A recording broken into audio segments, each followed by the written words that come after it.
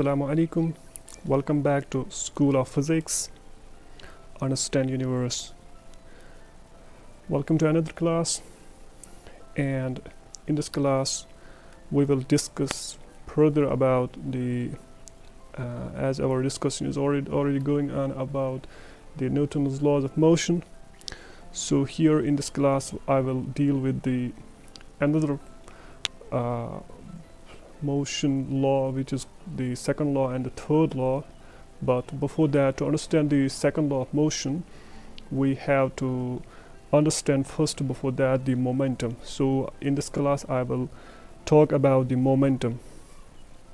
I will write down it first. Momentum,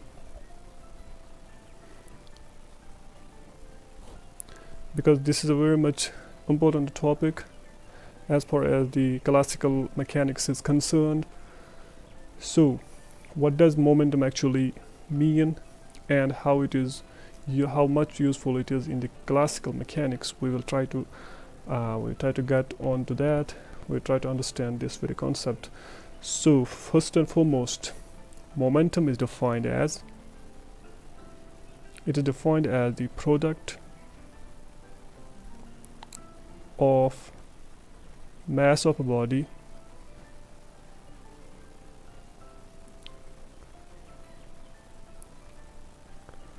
and its velocity. That means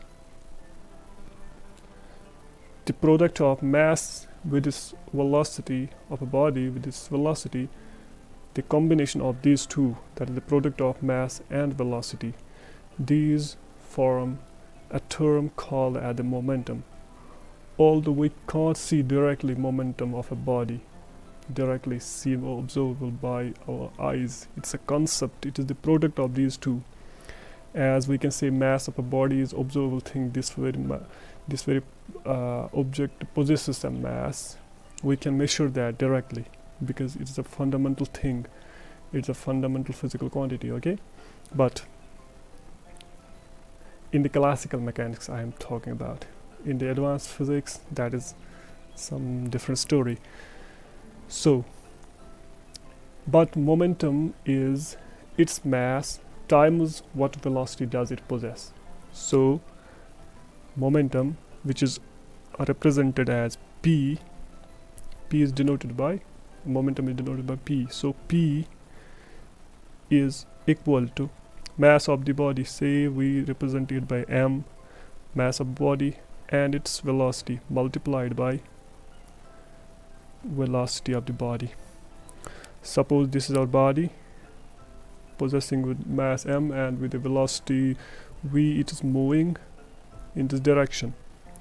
So its momentum will be defined as the product of this mass and its velocity which it possesses. Okay. And also another thing, this is a vector quantity.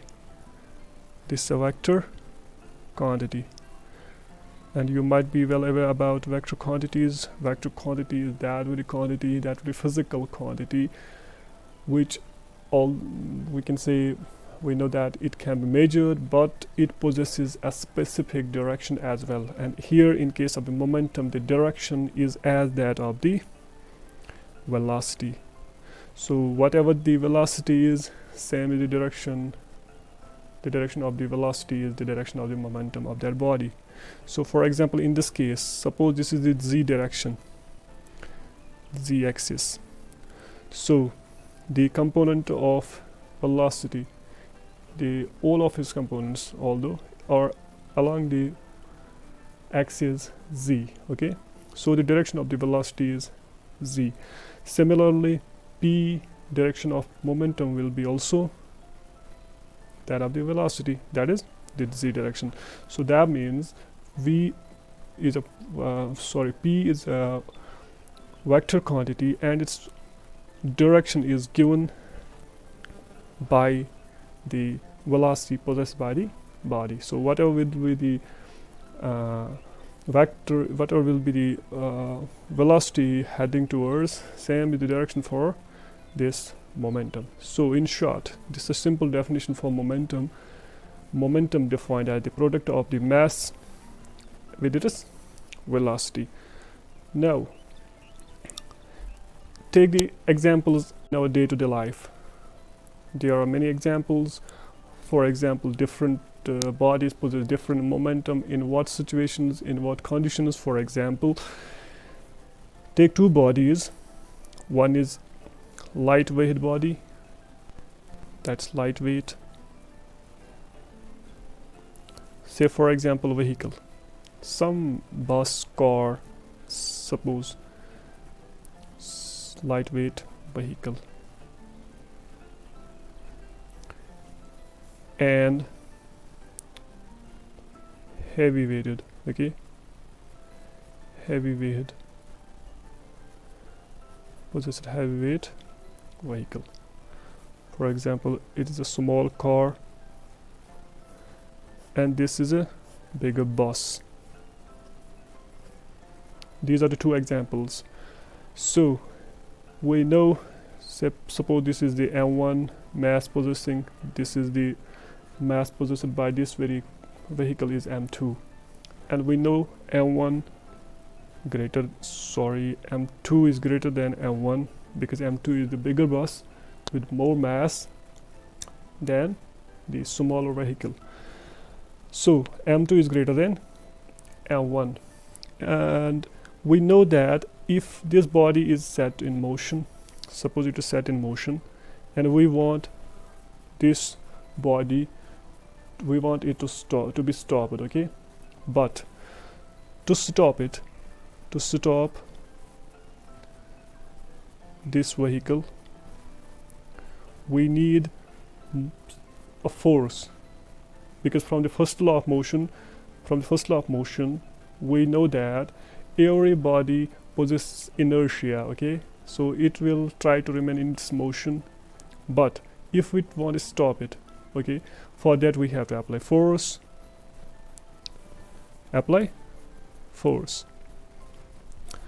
But if the two cases are there, one is smaller mass and there is bigger mass, we have to exert some force to stop this very vehicle also, but the force will be different. In this case, force applied will be smaller, okay, but in this case we need more force, because it's a common observation. I'm not doing any mathematical calculation right now. I'm just giving the common observations, examples of common observations which you might have also seen in your day-to-day life. So for a bigger mass you need more force, for a smaller mass you need less force. So what does that mean? That means we can say that the force required for the smaller mass is more, so it possesses more momentum. This one possesses less momentum as compared to this. This possesses more momentum.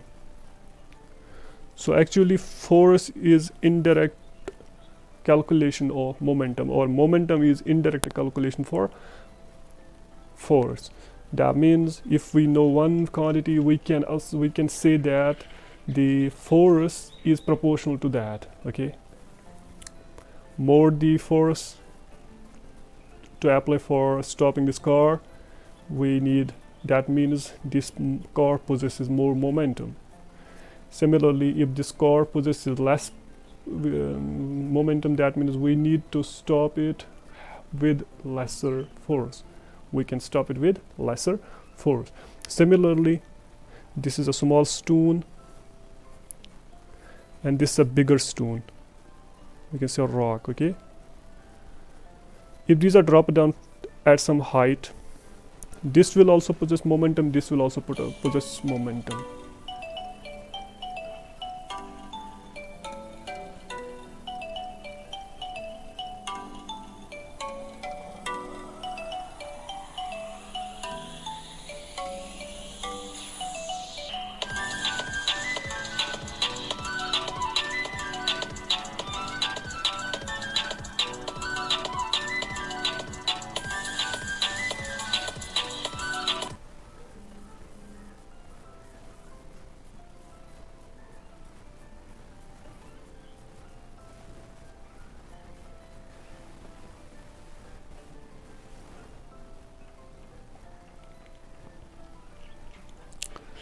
So we can say that this body possesses more momentum, this body possesses more, and this body possesses less momentum, because we know that on coming to the ground, upon touching the ground, this will have more effect upon the ground, or whoever takes these rocks into the hands, he will feel that more force is exerted by the bigger rock than the smaller stone, because this possesses less momentum and this one possesses more momentum. Okay, so that's why the force exerted by this, or upon touching the ground or the hands of any person, he will feel the force exerted by this very rock is very, very larger in effect, I can say, as compared to that of the smaller rock.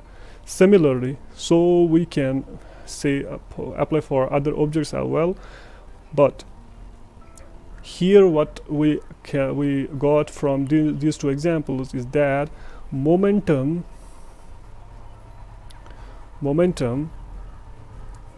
has something to do with masses, okay, which is quite observable from the derivation, also from the formula of momentum, that P is equal to m cross v, mass multiplied by velocity. So that means more the mass possessed by the body, more will be its momentum, and more will be the force exerted by it, or to stop it we need more force, and we have to exert more force. The lesser the momentum, the lesser the force. Similarly, another example, say a stone or a marble. We pick up a stone or a marble inside our hands and try to throw it on the wall. What will it do to the wall? Maximum, this marble will itself break down, or it may cause some scratches on the wall. But if the same mass, this is mass m, if the same mass of a bullet, this is a bullet, is fired, okay, is fired on the same wall, maybe it may burst into it may try to go deep inside the wall, causing a more damage to the wall. That means the only difference here you can see that is that of the velocity, because maximum velocity of the marble is even much smaller as that of the bullet velocity. So we can say that more the velocity of any object, the more the force will be exerted by it on a particular thing. So that means the more the momentum will be it possessing, okay. So that means the more the velocity of any object, more will be the force exerted, hence more momentum, okay. So more force will be exerted, that means the more momentum it will be possessing. So that means momentum also depends upon the velocity or the speed. Fine. So in that case, in the case of marble, it is moving with much lesser velocity, so it will be possessing much less momentum. But the bullet, it will be possessing much more velocity, so causing much more damage to the wall. So that means it is possessing much more momentum, because it is exerting a much more force on the wall, okay. So that means from these two examples we can get that momentum is dependent upon the mass, more the momentum possessed by the body, and the velocity, more the velocity possessed by any body, more will be the effect of force, and more will be the momentum. Now another thing why it is dependent upon is the time of action. the time of action. For example, you might have observed while playing cricket, the people among you who have played cricket for a long time or even for some period of time, they might be well experienced about this very fact that upon catching a ball, if you are trying to catch it, if you make your these hands stiff, the ball which is coming down will exert some force on your hands, and you will feel more pain on your hands, because the time of action is very, very small. Okay, now the experienced and the professional cricketers, what they do when the ball is coming down, they try to push their hands back. Okay, they try to increase the time of action of change in the momentum, because the ball is possessing some momentum. It is moving with velocity something. It's possessing some mass, so it possesses what? Momentum. Because momentum, I told you, is product of mass and velocity. So, but the time of action here is very much greater as compared to the first case. So that means in this case, the force is also exerted, but the time of action has got increased, and we feel lesser pain or negligible. That means force exerted in this case will be very, very small, because the time of action is increased. So that means another experiment, we can say from this experiment, we can say if this is the time of action of the of any, we can say if the ball is coming down towards your hands and you increase the time of action from this point to this, say 2 seconds. By 2 seconds you increase the time of action. So in that case, force will be lesser. Force exerted will be lesser. Why? Because the time of action is decreased. In that case, in the first case, if you will make on the first instant without changing the time of action, you will feel more force. That means the change in the momentum also depends upon how faster the action is going on. So momentum change, we can say that the greater the rate of change of momentum,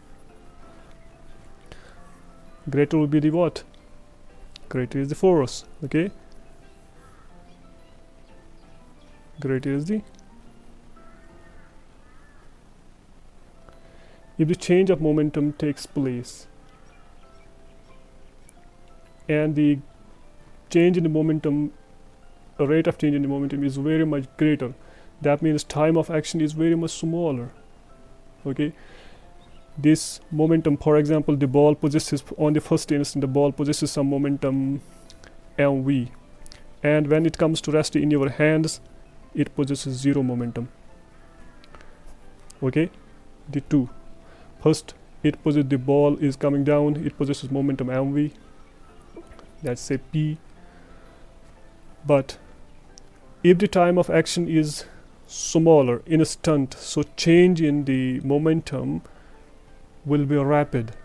That means we have put our hands stick to one position only. These are stuck to one position only. So in that case, the rate of change of momentum will be greater. That means force exerted by the ball will be more.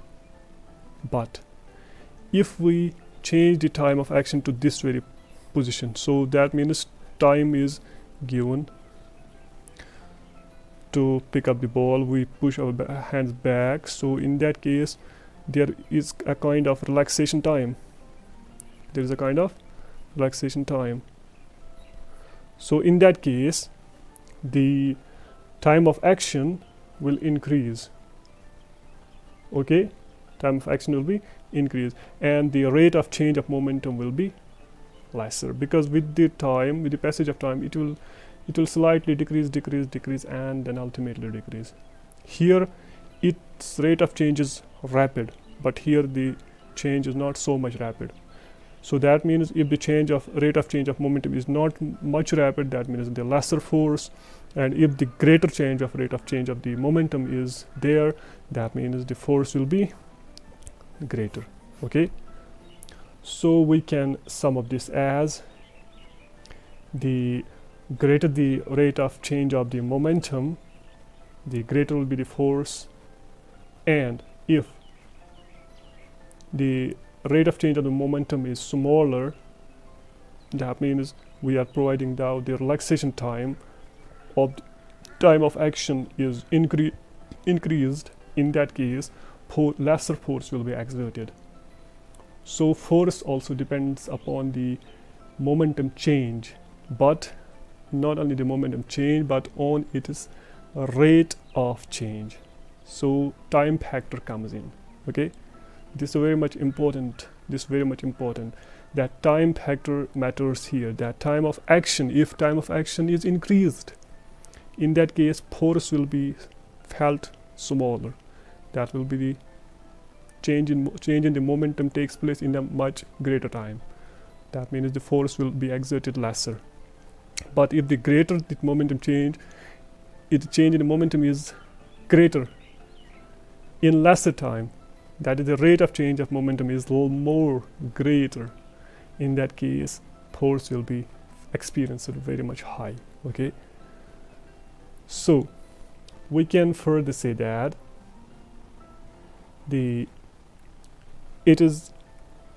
I can say the momentum now from all these observations, these are all experimental facts which we observe in day-to-day life from observation. Okay, what does observation confirm?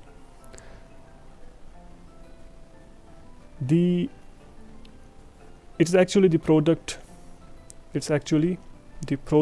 of mass and velocity which matters. Actually, mass and velocity is the basic component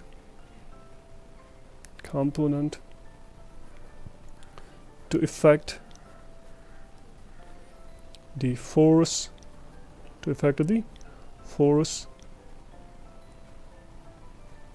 of a body which is moving, of a body moving or which is at rest. That depends upon this case. So for any body, the force is determined by actually the mass and the velocity of that. It is not only the mass, it's the product of these two. So it depends upon that. Not exact the force is equal to the product of these two, no. But it depends upon the rate of change in the momentum. Okay, rate of change in the momentum. We have observed here, if more relaxation time is provided, that means time of action is more, then the force will be felt lesser. We will not feel so much pain in our hands. And if we put our hands stiff, if these are stiff, then in that case time of action will be very, very small, and in that case the rate of change of the momentum will be lesser. That means the force will be okay. Now the other concept which is very much crucial for the statement of the second law of motion. I have told you we are dealing with the laws of motion. So this very statement is very much important for that. What that statement is, note it down here. If we say for an instant of time, for an interval of time, I can say if we fix like from time 0 to 5 seconds for two bodies, one body is this, another is bigger body. If we exert same force, say same force is exerted on these two bodies for a same period of time, up to this very time, up to 5 seconds, the force is exerted upon the two bodies possessing different masses. This possesses mass m, this possesses capital mass M. Okay, so what does observation say? That it says that the same force for same period of time causes a change in the momentum of these two bodies, but the change in the momentum will be same for both of these bodies. Keep that in mind. If a force is exerted on two bodies of same magnitude and for same period of time, then the momentum, change in the momentum in both these, because momentum will be changed as we apply the force. It is perfect for that the momentum will be changed, but masses are different. If the force is exerted for same period of time, the change in the momentum will be same in both the cases. How that will be? Because in the first case, mass is smaller, velocity will be more. And in the second case, mass is greater, but the velocity will be lesser. In that case, the total momentum change will be same in both the cases. So that means for any instant of time, if we are exerting same force on two different masses, there will be a change in the momentum, but the change in the momentum will be same in both the masses. So at the end of this time, both of these will be possessing same momentum change. Okay, momentum. There will be a change in the momentum and the momentum change will be same. This is a crucial statement and I will write it down here. That means the same force for same time, I can say applied for same time, causes what? Same change in the momentum, causes the same change in the momentum for even the bodies are different, for different bodies. This is the main statement, for different bodies. Here that means for different masses.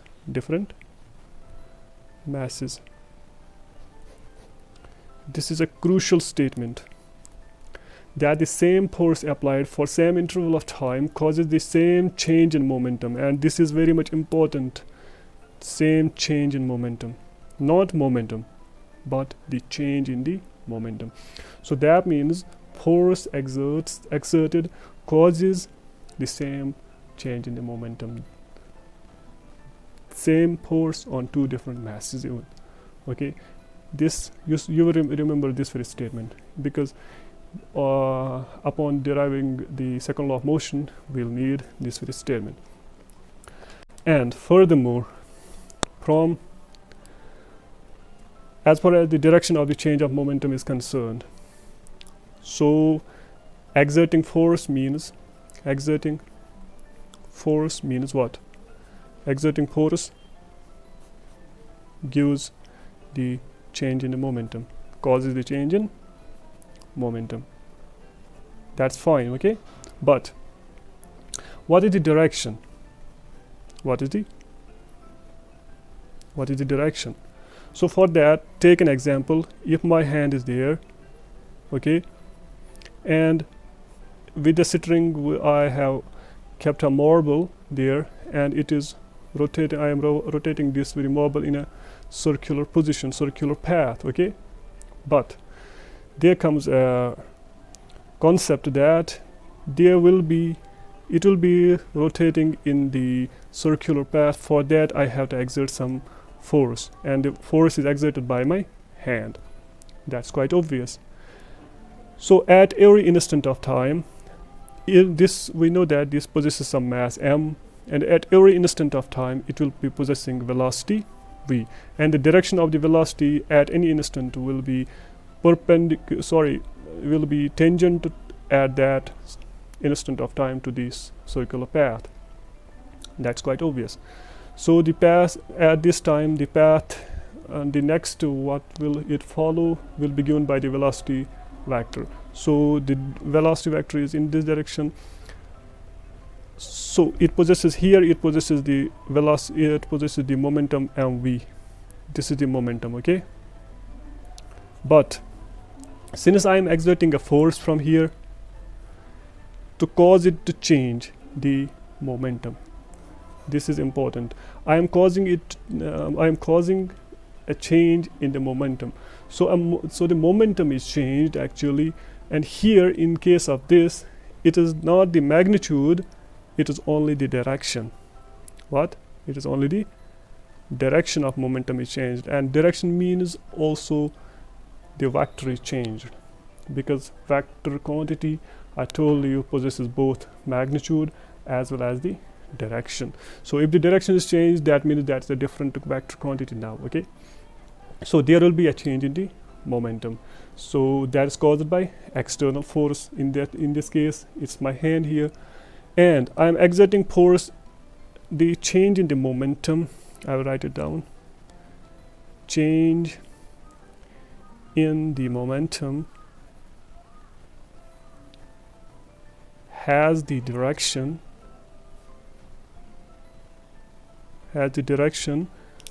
which as that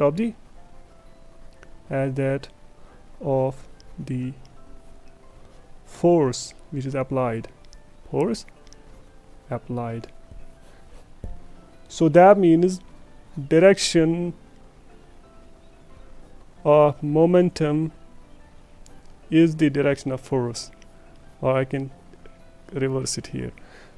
Direction of force gives the direction of the change in the momentum. Sorry, it's not the momentum, change in the momentum.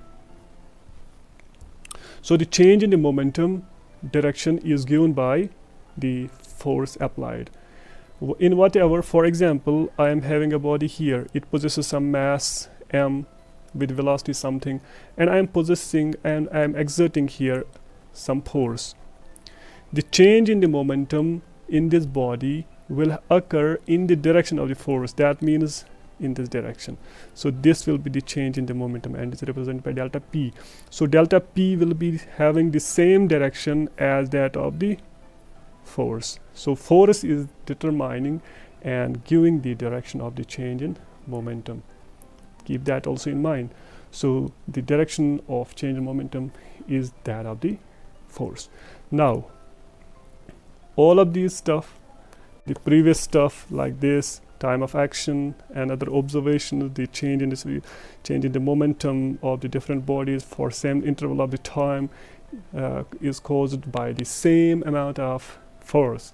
And another concept here, the direction of the momentum change is given by the applied force. Combining all these, combining all above observations, we get what? Second law of motion, given by whom? Newton. Okay, that's also called Newton's second law of motion. So Newton's second law of motion is actually the outcome of all the observations which I discussed earlier, the change in the momentum and the relaxation time given in the action of the change in the momentum. So for that, Newton said that he gave a law called as Newton's second law, which says that, now keep that in mind, the rate of change of momentum is important. Okay, it is not the momentum only, there must be a rate of change, that is the change in the momentum with respect to time. If a body is made to change its momentum for a longer period of time, that means the force applied to it will be smaller. And if there is an instant change, for example, I will show you diagrammatically here. Suppose this is a momentum axis and this is a time axis. with respect to time. Say for example a body is having this much of momentum for some time of period, and here force is applied. At this point of time force is applied. There will be few conditions. If there will be time of action or relaxation time will be very much higher, that means the change in the momentum will be there from this point to downwards, but the time of action will be more. So that means lesser the force will be have been applied here, because the time of action is very much high. If more force is applied, that means the change in the momentum will happen in lesser amount of time. And if there is an almost instant change, that is momentum changes from p to 0 instantly, so that means the force applied is high. Okay, higher force is applied in this case, and in that case lesser force is applied. Okay, because here the relaxation time is given very much higher, and here instantly the body is instantly stopped. That means force is applied at a time, huge amount of force is applied. So that means the change in the momentum is dependent upon the relaxation time, also the time of action. Okay, now the second law of motion says that the rate of change of momentum, the rate of change of momentum of a body is directly proportional. That means more the one quantity, more will be the another quantity upon which it is dependent. Okay, lesser the quantity 1, lesser will be the second quantity upon which it is dependent. Okay, so momentum of a body is directly proportional to the applied force, which I have talked earlier, applied force. And second thing is that the change, that is the change in the momentum, change takes place in the direction. In what direction? I have told you the change in the momentum takes place in the direction of the force applied. Okay, so the change takes place in the direction in which the force acts. This is important. That is the change in the direction of the momentum is determined by the force acting over onto the body, and the rate of the change of momentum is directly proportional to the applied force. How that can be mathematically determined? We can write it down mathematically as follows.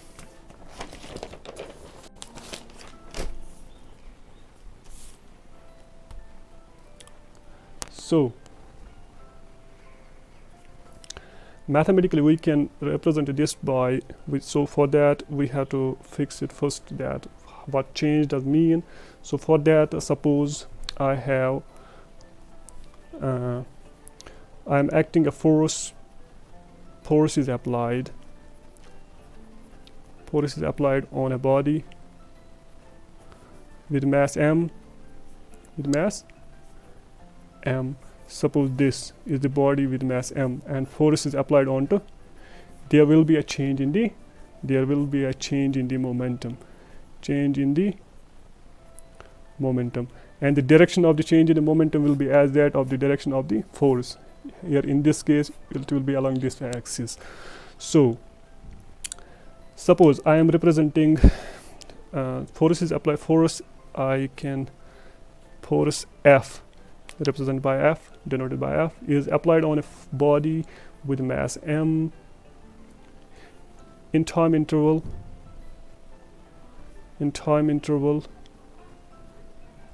delta t.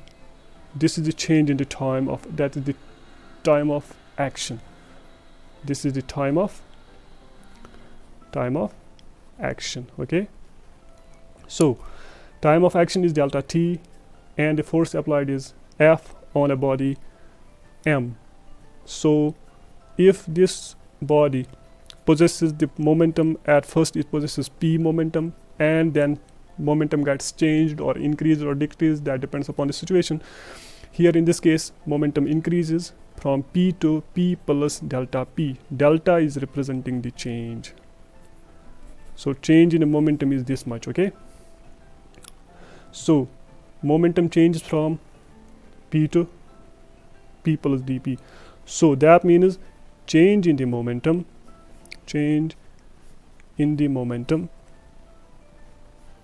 is what? Delta p. So that means momentum is changing from p to p plus delta p. This is the change in the momentum. Now, what does second law says? How it can be written mathematically? Mathematically, second law of motion is as follows. Okay, now see, we have said that the change in the momentum is directly proportional to that of the force applied onto the body. So that means force will be directly proportional to rate of change of momentum with respect to time. Change of the momentum, I have to write down it, rate of the change of momentum. Okay, that is the rate means with respect to the time. So rate of change of momentum, that is with respect to time, this gives the force applied on a body. Okay, or we can say it implies F will be equal to, if proportionality is taken by the constant, that is the constant of proportionality, and here in this case from the experimentations it has been observed that there isn't any role of this very constant here, so this is taken to be as unit constant. Okay, so its value is equal to 1. Keep that in mind, k is equal to 1.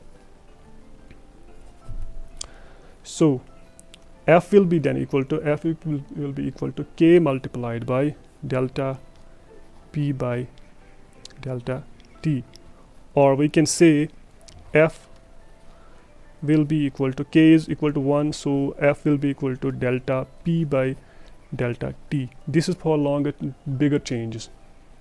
Suppose time of action is very much small, is very small, is very small. That means delta t is approaching to 0. That is instantly the force is applied. For example, here I'm applying force, there is an instant displacement inside the object. So that means force is applied instantaneously. Okay, because in classical mechanics instantaneous effects are observed in principle of classical mechanics, not in the quantum and higher advanced physics. So here we suppose that the time of action of the force is instantaneous. So for that, further we know that if delta y by delta x, this is a mathematical perspective, supposing that the limit is applied upon the delta x tending to 0, that's a limit. Actually, you might be observing this very thing in mathematics, the differential equations, also in differentiability stuff. So for that, limit delta x tending to 0, delta y by delta x, this is equal to, is written as dy by dx. Keep this very thing in mind. This is called as the differential coefficient of y with respect to x. So in this case, if f is equal to limit delta t tending to 0, delta p by delta t, this situation arises. That means the time of action is very much small. It's instant action. So in that case, the f will be written as this delta will be replaced by the differential coefficient. And what does that mean? Here in that case, f will be written as, I'll write it down first, limit delta x tending to 0, sorry, delta t here, this is the time, delta p by delta t. It will be written as, this will be changed and replaced by the differential coefficient dt of p. So which means that f will be equal to the rate of change of momentum with respect to time, and the time of action here is very smaller. So this is the this is what this statement of mathematical statement of second law. What did that say? That the force applied onto a body is equal to the rate of change of momentum with respect to time. Furthermore, we can derive from this very statement f is equal to, we know that momentum from the first definition, we have said that I am solving these very mathematical equations in scalar form, okay? Although these are vector as well, these are the vector quantities, but I am supposing that the action is taking place in one direction only. Action in one direction. So that is the reason I am taking these scalars. Otherwise these are vector quantities. Keep that also in mind. I will deal with that very stuff further later on. We know that momentum is equal to the product of mass and velocity. Put it here. So d by dt of p will be now p is equal to m into v. Okay, now we have supposed that the mass of the object is m and we are applying a force and it will be displaced or whatever happens to this very body, but the mass remains constant. So mass is constant. We are not destroying the mass, we are not changing this very body into some another body with different mass, because it will be the same as that of the initial state. So mass will be constant. What changes only is velocity. For example, here the velocity is 0 and the momentum is changed from this very position to this very position. Upon changing this, we are getting a change in the momentum. Say velocity changes to v. Okay, so there will be a change in the velocity from 0 meters per second to v meters per second, say 10 meters, 20 meters, whatever that is. So the only changing term here is the velocity. So we can write it down as m is constant, keep that outside. The only differential coefficient will act only upon the velocity term here, so it will be represented by dv by dt. And we know this term, it is the acceleration. Simple. Acceleration is equal to the rate of change of velocity with respect to time. So that means force will be equal to the product of mass and acceleration. This is another form of second law of motion. So that means second law of motion, another statement says that force is directly proportional, or we can say proportional, simply proportional to the product of what? Mass and acceleration which it possesses at that time, at that instant of time. So product of mass and acceleration actually gives the body's force applied onto that. So if at any instant we apply some force, we will get ultimately the acceleration caused by that force. And that force, from this we can derive the acceleration. The acceleration of the body at any instant when the force is applied is given to be equal to force divided by mass. Okay, this is the acceleration caused by that very force at any instant of time. Now here I will deal shortly the units also. The units of force.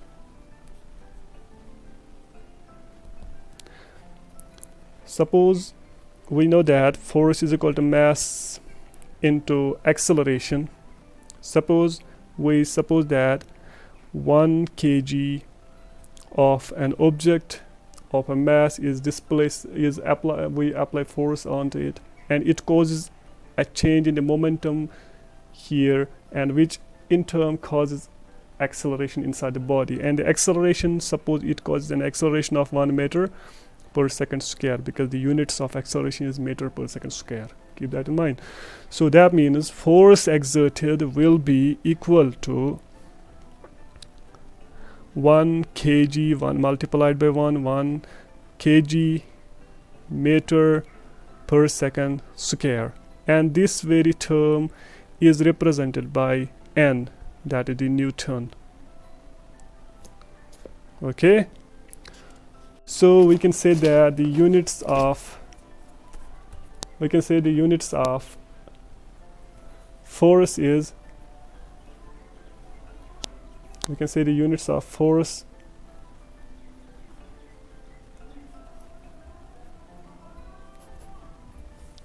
SI units.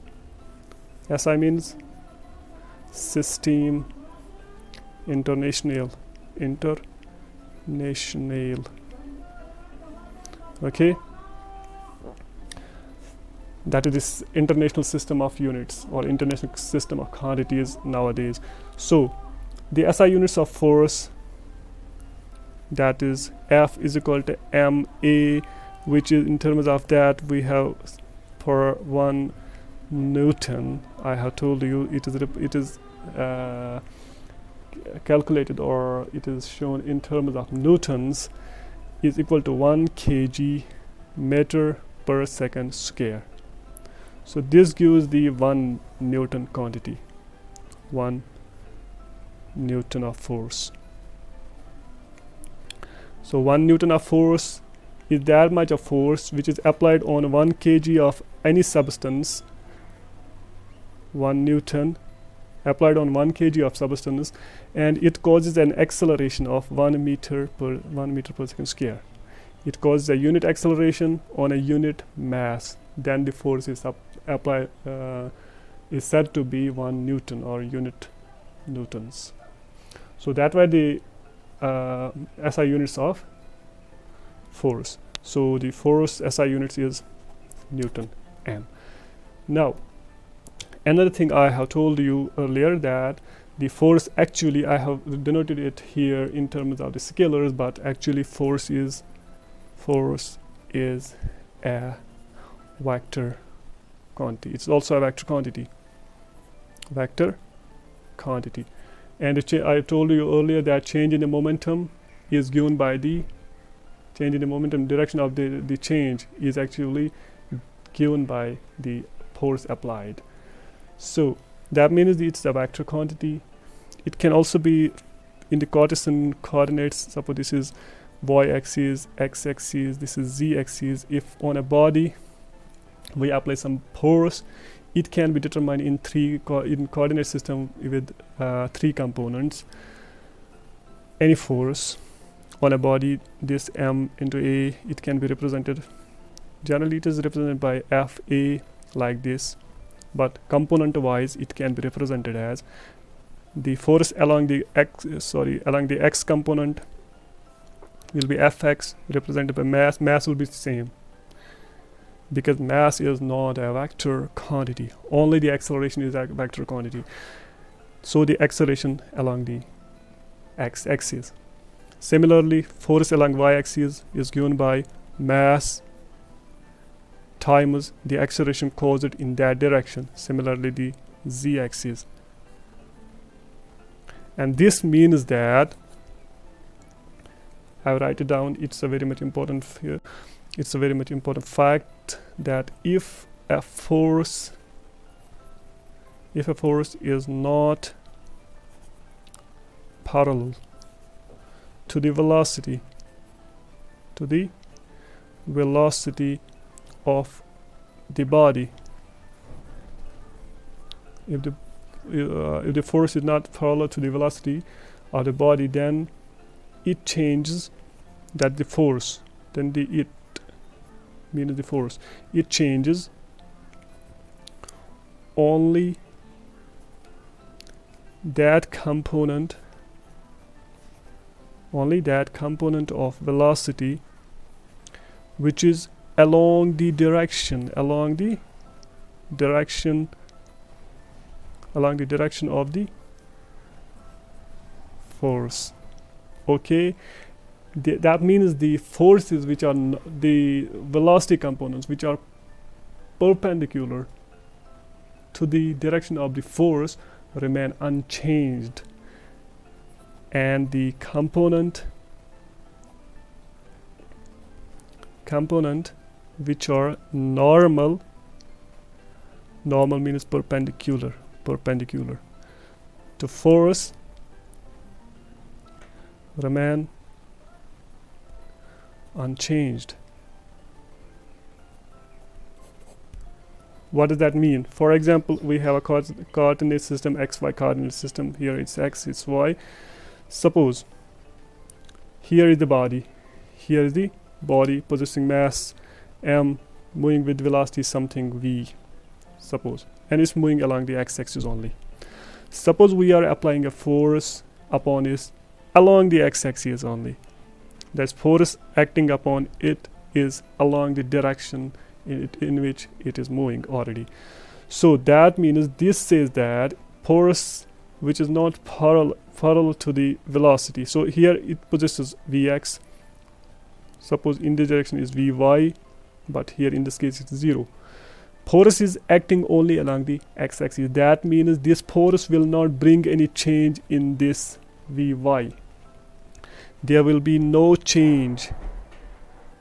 There will be no change in the y component of the velocity. Suppose our body is moving like this. It possesses both vx, possesses both vy component.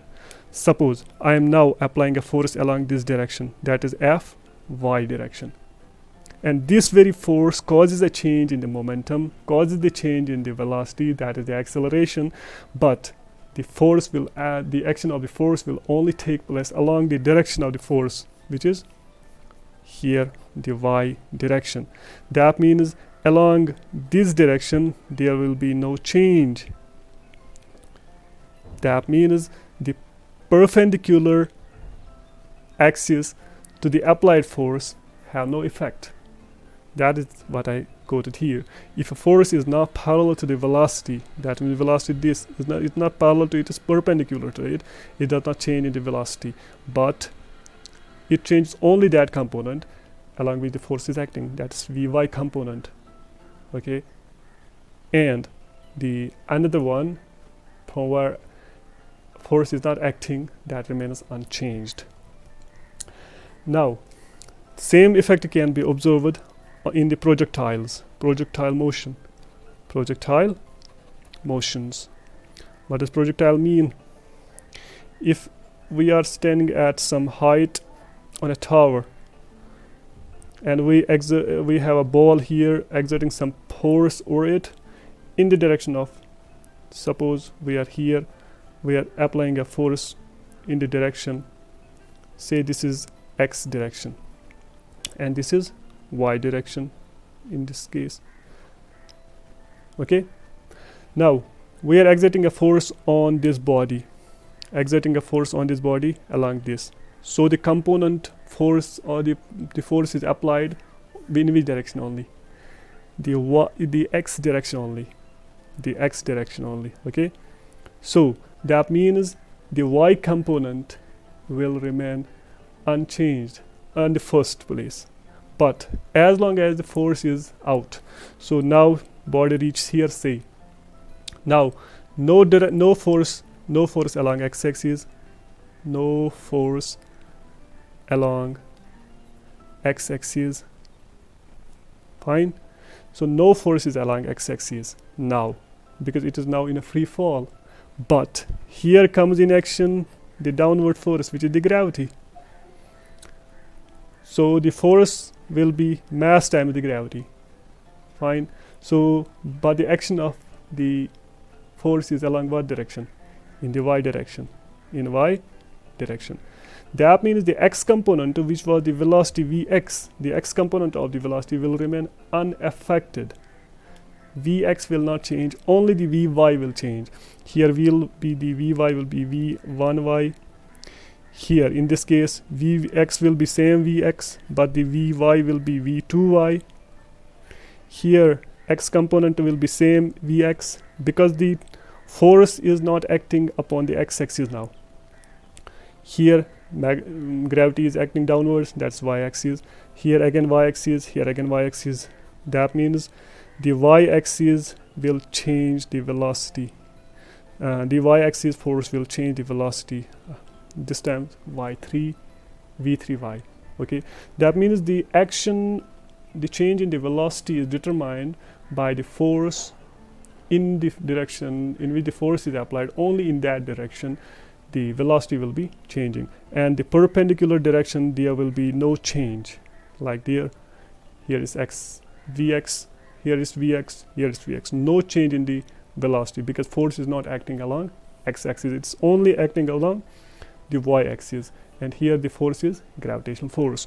So that means if we have a force which is not parallel to the velocity, okay, which is not parallel to the velocity, it changes only that very component of velocity in which the force is applied.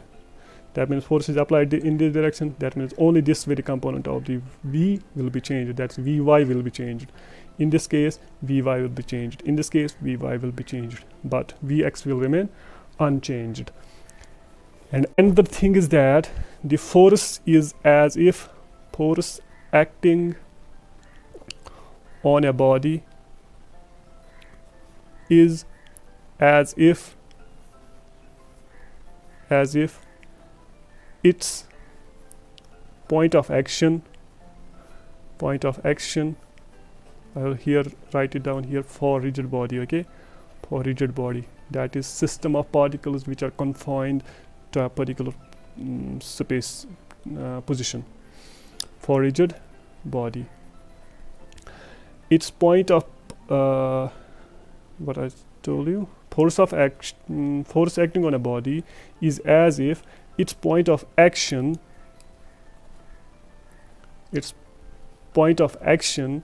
is the center of mass. Center of mass. For example, this is a body, it has got many particles inside it, it's a rigid body, and say its center of mass is like this. This is the center of mass. If I apply the force onto it, F, the force will be acting on this body as if it is only acting upon this point only. This is the center of mass. For example, if I suppose this is my pen, I have to balance it inside my hand. I can possess it right here, like this. It is balancing. That means I am exerting a force against the gravity right now, because if I pull my hand back, this will fall down. That means the gravitational force is counterparted by my hand force, the force of my hand. So, but the action of my force is only one point, and in this case the center of mass is at this tip. So although the body is huge, but the force is acting as if it's acting only on a position which is the center of mass. So the force of action on a rigid bodies is treated as if it's acting on the center of mass. Another thing, the last thing which is important note. I will write it down. It is very much important. Keep that in mind. The second law of motion, the second law, sorry what I wrote. The second law of motion is a local relation. Is a local relation. What does that mean? F, if I am acting a force F at a point in space at a certain instant of time is related to acceleration at that instant of time, at that instant only. Okay, at that instant of time. What does that mean? For example, if I am having a body here, if it possesses some acceleration a, that means at that instant of time only the force is exerted by it. Later on here, if some acceleration is over onto this point on this body, it is not this very force which is acting onto it, it is some other force, because this acceleration, this classical body, in classical mechanics, bodies does not remember its past. Whatever the force is, it is determined by the acceleration which is possessed by the body at that instant of time, not later on, not before that, at that instant of time. So the history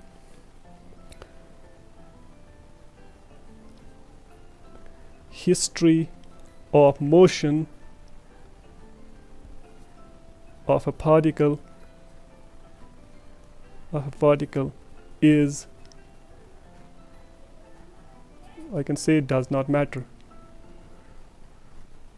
Does not matter. That is, the history of motion does not indicate anything about the force possessed by the force exerted on the body. For example, if at this very instant, if it is possessing some velocity v, okay, and on the first place, if it is accelerated by some body, by some force, accelerated to by some acceleration a, and further in the time later on, it will be possessing some velocity v, because at that time force is absent. But that at that instant of time, we can't say that this body was exerted once upon a time by some force, because it does not remember anything from its past. So this body does not say anything about its force exerted in the past history. It only says that I am possessing this much of velocity here, or if it is exerted by some acceleration, if it possesses some acceleration at this instant of time, the force exerted by an external agency will be determined at that instant only, not this very instant, not in the past. So this force dies out as the time passes. This force is indicating that acceleration is there in this instant of time, not later on, not before that. So that means, what does that mean? Acceleration here and now. That means space here, and now at any instant of time. Now, acceleration here and now is determined by force here and now, not before that, not after that.